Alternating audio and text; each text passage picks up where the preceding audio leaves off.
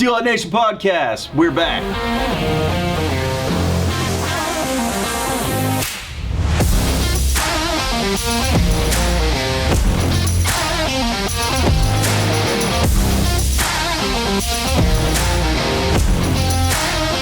All right. It is 9:15 on Friday. I yesterday was thoroughly convinced that today was the day we were going fishing with Dan. Which disappoints me greatly because I would love to be fishing with Dan right now. I know. I actually was talking. I pulled AJ out of his office. We sat down in my office. I got out my notepad. It was like, what do we need to do for tomorrow? Like, what are all the things we need to make sure we cover? And halfway through it, I was like, that's next Friday. Yeah. Yes. Yeah. So, anyway. But that means next Friday, we'll be fishing with Dan. No podcast, but we'll be fishing with Dan. And then after that, I go to Arizona. And then after that, we go to California. Yep. And then after that, we go up north. Although I heard there was a closure on the 15th. Yeah. Is that every river? We have to look. I haven't heard from Mike. Mikey. Let us know. Mike will tell me if they get shut down. That would suck. Really looking forward to it. Second year in a row. That would suck. But, and Dustin's supposed to come up. Yeah. For that, which also second year in a row. Did you know that? Dustin's coming up when we go up north? Yeah. That's going to be cool. Okay. So I have a question for you because I asked our Facebook folks if who's still running a wood drift boat. And I got some really cool responses of some pictures of a lot of wood drift boats. They're beautiful. Yeah. There's one guy there are actually a couple of guys who were building their own drift boats, which is kind of cool. I mean, imagine all the time and effort goes into that as they're older retired guys that have the time to do that. But those guys that go down and do the wild and scenic stretch on the road in their wood drift boats. Yeah, I've been through there in those wood drift boats. You have? Yeah, I didn't know you went through in the wood boats. Yeah, I went through there with Helfrich, Jeff Helfrich. I don't know. And his group. The Helfriches are famous for their river rowing. Yeah. Everywhere, McKinsey and they're kind of... Call me stupid, I don't know who they are. Yeah, old school. Anyway, I went through there with Jeff Helfrich and his guys on a trip. And they all every one of them ran a wood boat on the trip I was on. There's some guys who swear by it. Well, they're supposed to actually, because they're wood and wood is buoyant, they're supposed to kind of float higher. I've actually never rode one. Ever? Never. I've rode I think I might have rode around with a friend on a lake, but I've never actually ran whitewater. Yeah. I've only ran glass and aluminum boats. When we were in Forest Grove, there was like a 15-year-old kid who had a old wood drift boat that he got for probably $500 off somebody. Yeah, fix it up. And I see him every once in a while on the Clackamas. Yeah, dude. In that thing. That's awesome. I mean, he's older now, but still. They're beautiful, man. I think they're cool. I've never owned one. Yeah. The maintenance is what always kept me away from. It's a lot of work. Stay on them. Yeah. Yeah, it's a lot more work. What do you feel rows better, tracks better, fiberglass or aluminum? I like to row a glass boat better. Yeah. I think they're quieter. Yeah. I think I like the flexi bottom on them because they do tend to slide over rocks better. Boy, yeah, that's true. But if you're not used to it, the first time you hop in a fiberglass boat, wobbly. Yeah. I'm a 100% a glass boat guy. Yeah. I ran a fiberglass hide for a while. I ran a Clackcraft run. I'm a big glass boat fan. Actually, I'm a raft fan now, but if I was running a hard boat, and it depends. When I ran the Deschutes, I ran a glass boat for a while, and then I swapped it for a bigger aluminum boat because I almost sunk it, and then the small boat, and then and on the coast, I'd prefer to run a smaller glass boat for sure. Yeah. Just because nimble and small, just easier to maneuver. So, they both got their place. When you learned to row, did you take a class or did you just jump in and go? No, I'll tell you my first story of rowing. I rowed a little bit like with a friend of mine's this is a long time ago. So a friend of mine in high school had an old Lavro drift boat, and we used to take it down to Malala. Yeah. And we ran it maybe 3 or 4 times down the Malala. We didn't know what we were doing, running into stuff. And then after high school, I maybe was 20 years old. I wanted a drift boat. I went and bought an Aluma Weld, like a brand new Aluma Weld. And I was like, I remember how to row it. And so I dumped it in the kill chest. And the very first thing I did was ran it into a tree, like full speed, because I couldn't get out of a spot. And I was like, and then other than that, I just rode and kind of came back to me. But I never had a person teach me how necessarily. Oh, really? Just more. You read a book, then do. I'm hunting for resources for people who are learning. Because I actually saw a post on Addicted Fishing Forum on Facebook the other day, and I was thoroughly surprised that somebody was asking. They're like, "Hey, I just bought this brand new. I think it was a Loom Weld. Just bought this brand new boat, and I'm looking for a list of things to make sure that I have in the boat. Like, what do you guys suggest to make sure that we have in the boat?" They're like, "We've rowed a couple times, but total novice," and not one person, at least by the time I saw it, and there was probably 78 comments on there, not one person left a shitty comment. Yeah. Everybody was super cool, and that surprised the hell out of me. I was waiting for that one guy to be like, "Oh, here we go, sunken boat post next week," But it was really good, and there was a lot of good information in there. There was a bunch of people who were willing to like make sure that everybody had, or that they knew what to have in the boat and all that stuff. Extra oar, good knife, all that tools, all that stuff. But in the comments section, there was something that was talking about the Clackercraft class that they have there, the rowing class, and also there was another one, I can't remember where it was. Maybe it's like a Coast Guard class or something like that. But everybody was like, take the class if you can take it. Yeah, I think that's probably a wise choice. Yeah. I mean, I didn't. Yeah. Just because, for whatever. Back then, there probably wasn't a lot of accessible classes. And then on top of that, I think that, and I'm a big fan of learning from somebody who knows what they know how to do, and basically I would say, knowing your limits. I think guys that start out in a, still piece of water and then learn how to turn the boat, and then, there's that way of doing things too. Row something that is super simple. That was another thing a lot of people said. They were like, take it from like Feldheimer to Barton.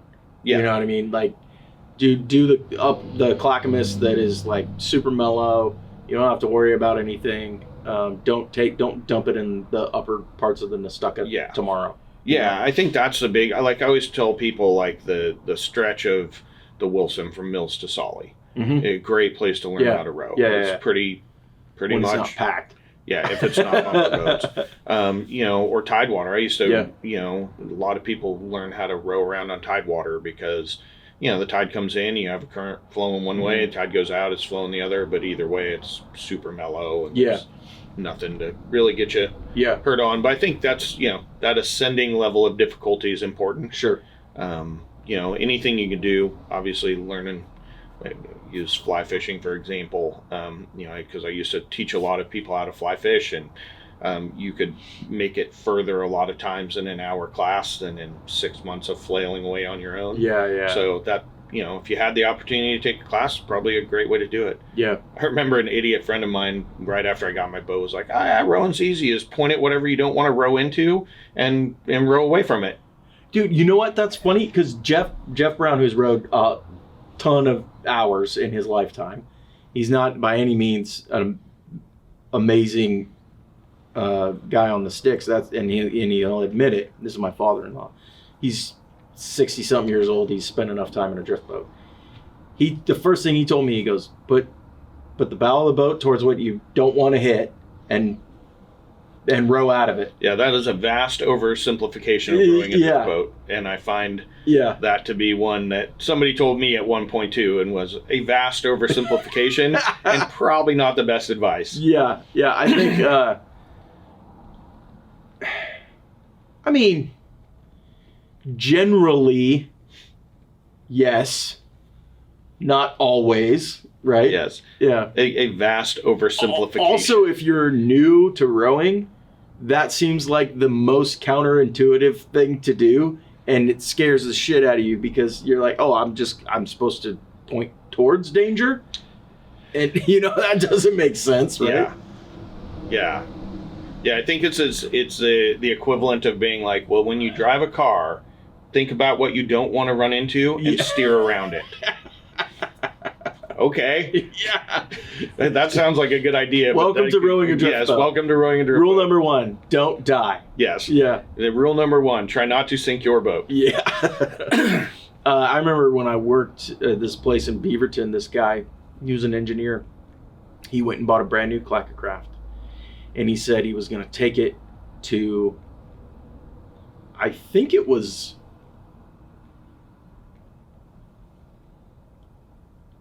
what stretch of the Willamette is that you like to fish? Oh, just, I'll a lot of times go from Newburgh up to... No. This is the, down by Eugene. Oh, you mean like for steelhead? Yeah, trout. Yeah, you know what I'm talking about? Yes. Okay, so anyway. All the way up by Oak Ridge. Yes. He took his boat up there. Never rode a drift boat in his life. Poor choice. Immediately sunk it. Yeah. Almost died. Him and his buddy. Yeah. And it sat in that river for months before they could get it out. Yeah, I've rode that stretch a fair amount. Not a ton, but a handful of times. And it's great trout fishing, but it is not a novice. Not a brand new, don't know what you're doing row. No. And he figured that out quick. Yeah. What's the scariest situation you've ever been in a drift boat? I've been in several, but probably I almost sunk a boat with clients with me in Whitehorse once. Yeah. The way I was rowing, I was on a good line, and then the wind kind of pushed me in, and the waves were just right, and I kind of just took a big wave right over the bow of my boat, put, just right over the bow, straight as could be. Yeah. Dumped a lot of water. All the water in it. It dumped all the water in there, and I'll never forget. I had these two guys in the front, Mark and I forget the other guy's name off the top of my head, but was it Mark, the guy you worked for? No, Marcus. Actually, his name was Marcus. Okay. And the other guys, it doesn't matter. The guy on the left side, longtime whitewater rafter in the drift boat. Marcus on the right side.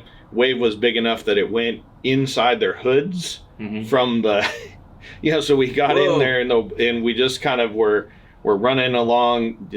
When you run it, you kind of run just off can opener and oh shit rock, and then you stay left out of what's called the washing machine at the bottom, and that's kind of the top part of Whitehorse. Yeah. Vast oversimplification of how you run it, but you just kind of run the left side of those, or you run just to the right of those two rocks, which are on the left side of the main run. And so we got in there and we were running nice and clean, and it was real windy. It was like November, which is the worst time to sink a boat probably on the Deschutes, or one of them. And we just got caught by the wind right at the bottom. It pushed us into the washing machine, which normally kind of straighten out and you're fine. And as I straightened out into it, it just kind of stood up a little bit, and we just scooped under that wave with just as straight as could be. It just rolled over the bow the way the wave was cresting, and it rolled over those dudes, and we spit out the other side with this much freeboard left in the boat. And I remember Marcus throws his arms up, he goes, whee! And Carl, the other dude's name is Carl. Carl turns real fast, he goes, shut the fuck up, Marcus, it's not funny. And so, and you're going, and I'm like, no, it's not funny. And we managed to, I always ran an electric bilge in my drift boats. And so I flipped on the electric bilge, and I was like, sit super still, because we could have easily rolled over with all the water. I was like, sit super still. We managed to eddy out, and it bilged out, and we bailed it. And, but it was close with clients right in it was like 16 degrees or something. You're like, I'm going to have to put this $1 million insurance policy to work here. It was terrible. Terrible. I've come close to sinking a boat 3 or 4 times. Bobby Kratzer, who was a real mentor to me as a guy, once told me there's 2 types of people who have drift boats: those who've sunk them and those who will. So that's it. There's a t-shirt. The one time probably scariest time for me, it wasn't even that scary. It was just kind of like, oh shit. And I wasn't even rowing. I was with a guy on the Nestucca. We went over this little spot that was pretty hairy. And in fact, he told me before we went over, he's like, this spot's a little crazy. I don't remember exactly where it was, but he said, this spot's a little crazy. You know, prepare yourself in case some shit happens. So we get in it. We get just on the other side of it as we're coming out of it. And for whatever reason, his oarlock comes out and slides down to the end of his oar. And he's just doing this. And he's got one good oar. And he knew what he was doing. He was pretty versed in the ways of rowing a drift boat for sure. And calm, just cool as a cucumber, pulls that oar up, watching ahead to see where they're going, sees where he's going. I mean, that boat starts doing this, right? Mm-hmm. He grabs that thing, sticks it back in there, pushes down on it, gets us around to the, eddy out, and he goes, all right. He had spare lock or so. I guess the pin that he had in there popped out or something. Broke or whatever. Yeah. And he goes, once we drop anchor, he goes, okay, that was shitty. You know what I mean? Because there's nothing, I would imagine there's got to be, and it's never happened to me in the few times that I've rowed. I'm not a champion rower by any stretch of the imagination. And the few times that I've rowed, I've never had it happen, but I would imagine losing control of one of your oars or breaking an oar and having the one is an immense feeling of loss of control. You know what I mean? Like panic mode. And to not freak out in the middle of that, I mean, that's somebody who's been there before. I used to run a lot on the Upper Wilson. I've told you back before they gated it all, I'd rope in at the footbridge. Yeah. I'd take out right above the Narrows there, way up high. I did have an oar snap in there once, which was actually broke the oar itself, snapped it off just past the oar lock, and that was wood. Yeah. Yeah. Yeah, it was the last time I ran wood oars. Did you ever keep a full size oar or a 2-piece? So you always, I always had 2 pieces so I could store them when I traveled if I wanted. Yeah. But I would always put them together. You always have an oar ready. Yeah. Always keep an extra oar lock. Yeah. Always have an oar ready. Yeah, because some guys just straight up won't run 2-piece. Yeah, I would keep one. For that reason. But it makes them easy to store in the boat. But yeah. But I always put them together. You don't feel like they're lesser? Nah, I mean, they're ugly. Yeah. Depends on what you buy. Yeah. You can buy a nice 2-piece that's plenty strong. Mm-hmm. So. Yeah. If you were to go out right now and buy a drift boat, sorry, any drift boat manufacturers who follow us, but if you were going to go out right now and buy a drift boat, what would you buy? If I was going to go out and buy a boat, you'd buy a raft. I know, but if you were going to buy, if I was going to buy, I actually love that Craft. Yeah, they make a great boat. Yeah, it's fantastic. And those little ones we got are great. I'm a huge glass boat fan. Yeah. I just I like them, and I like the way they row. I've always liked glass boats better. Yeah. As long as I've had them. I just like that they're quiet. And what about the idea that a glass boat, it's mandatory to have a bow anchor? I have bow anchor on my aluminum boats when I had them too. Yeah, but there are folks that say you got to have one on a boat. Yeah, they tend to track a little different. Mm-hmm. If you're so little, honestly, if we're being honest, back in the day when you fished on the hook more. Mm-hmm. Like fished on anchor more, it made more difference. Anymore, especially guiding or fishing a lot. When I was doing it, you're almost never stationary when you fish. Yeah. So you're really only anchoring up to retie your stuff. And, So I would keep one because I liked being able to anchor where I anchored, and a lot of times on the Deschutes or whatever, you pull up bow first, and nice to have a bow anchor to drag up and wrap around a tree and tie off on. If you're going to be parked bow first or whatever, but I think it's not as mandatory to fish unless you do a lot of bobber. if you're the kind of guy where you fish with your buddy and you guys like to go to a hole and park and bobber fish, having a bow anchor is awesome on an aluminum or a glass boat. So often you're anchoring outside of the current where it's, you know, you got maybe a back eddy or something. Doesn't matter what your chines do and how your boat tracks, still gets pushed all over. Yeah. And so regardless of what kind of boat you're in, having a bow anchor is almost mandatory if you like to anchor fish a lot. Yeah. That being said, if you're side drifting, bobber dogging, it's not as big a deal just because, you know, your sticks are controlling your boat, not your anchor. So I mean, every situation depends on, you know, every river system is a little bit different, of course, and you've got different boats for different situations. But if you're not, just your own personal use, you're not running clients, like, how big of a drift boat are you buying? Oh, 16. Yeah, I'd run a 16. Mm-hmm. It's just, unless you got a big family or you take a lot of friends with you, they're just versatile. You can run them all over the place. They're easy to row, and they're light, and they're easy to drop in almost. They're just, smaller boats are easier to launch and easier to deal with. I'm a big believer of having the smallest boat you can to do what you want to do. That's why my jet boat's a little guy. That jet boat's cool. We need to break that thing out. Yeah, get a little warmer. Yeah. Right? You want to go? You want to go fishing in the jet boat? Yes, sir. Good times. Catch some bass. Yeah. That's a good time, for sure. I know. I'm half tempted to drag it to California with us. We can just stay there for a couple extra days, do some fishing. I can't. I want to. I can't.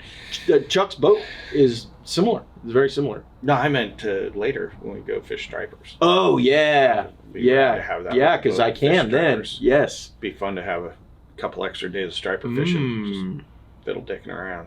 That would be fun. Now you got me thinking. Yeah. That would be cool. All right. Well, let's wrap it up. That was easily the most technical podcast that we've ever had. The least amount of bullshit. The least amount of bullshit about stupid shit. All right. You guys have a good weekend. We'll see you not next week. Not the week after. We might not see you guys for a while. We might have to do a Thursday podcast and you know what we're going to do? Launch on Friday. We're going to do them on the road because we can just record it on the phone. That's a great idea. Yeah. I love that. We'll do it on the road. In the truck. On the road or on the water or sitting in a hotel. Yep, for all 5 of you guys that listen. That's right.